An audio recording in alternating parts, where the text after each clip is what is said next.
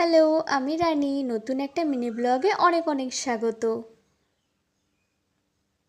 তো সকাল সকাল ঘুম থেকে উঠে এবার চলো ব্রাশটা করে নিই। ঘুম থেকে ওঠার পরেই দেখছি কলে জল চলে এসছে। বাবা জল ভরবে, ঘরটা পুরো ফাঁকা।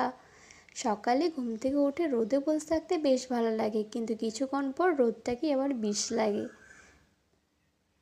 আর এত সুন্দর সুন্দর ফুলগুলো ফুটে রয়েছে, ঘুম থেকে উঠে সুন্দর সুন্দর ফুল দেখতে আরোই বেশি ভালো লাগে।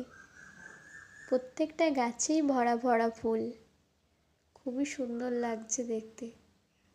চলো এবার ফুল তোলা হয়ে গিয়েছে, আমার স্নান করে নিয়েছি। আজকে তো সোমবার, মহাদেবের পুজো।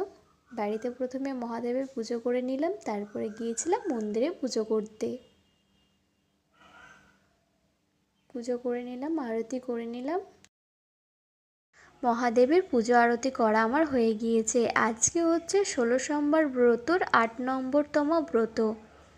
দেখতে দেখতে 8টা ব্রত কমপ্লিট হয়ে গেল। এবার রান্না করতে হবে। তো প্রথমে আমি ভাতটা বসিয়ে দিলাম। আজকে খুব সিম্পল রান্না তৈরি করছি, কারণ খাওয়ার মধ্যে শুধু ভাই আর বাবা রয়েছে। সো রান্না কমপ্লিট।